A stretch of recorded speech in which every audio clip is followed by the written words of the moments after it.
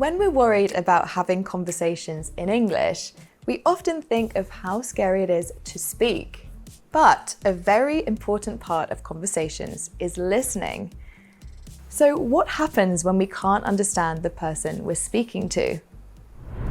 Often when we practice listening, we do it in a controlled environment.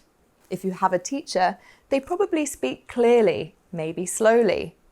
Listening tests are often made for your level, and you can play them again and again. Then, outside the classroom, people speak quickly. They use idiomatic expressions you may not have heard. Plus, there are all sorts of different English accents to get used to from all over the world. One main issue, I think, when that anxiety happens is when your students are not familiar with different accents. And when you look at their experience, they're always exposed to one variety of English, and that tends to be the American English because of the movies, the pop culture, music, and that sort of thing. It's important to hear lots of voices and lots of accents so you can be ready for anything. So how can we get better at understanding other people? Here at the BBC Learning English workshop, these learners are practicing a situation where it's difficult to understand the other person. One person is describing a picture, while the other person draws it. It's a noisy room, and the person listening can't read the lips or face of the person who's speaking.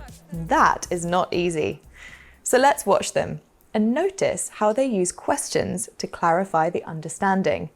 That's what you've got to do when you don't understand the other person. There is a lake. Sorry? A lake. A lake? Yeah, with ducks swimming there. Which is, it's on the right hand side or left hand side or bottom? In the center. In the center there's a lake. Is there any animal in it? A chicken with 2 chicks. Wow, okay. I'm not really good at those chickens. Oh my God! They're windmill, everything. So asking questions to clarify what someone is saying is helpful. But what else can we do to improve our listening skills? Firstly, don't be afraid to ask someone to repeat themselves more slowly. You can say, "Sorry, could you say that again?" but a bit more slowly.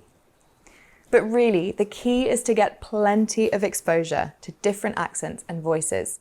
Try to watch or listen to something a few times a week, and make sure you're watching something that has a variety of voices. Watch films and series, but also try to watch things that include fast, natural speech, like interviews, talk shows, listen to chatty podcasts.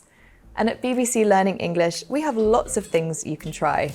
For example, our podcast series, Our Stories, where we tell real stories about our lives. And if you've enjoyed this video, make sure you check out the podcast episode, all about the fear of not understanding people. You'll hear from both learners and experts about the topic. Goodbye for now.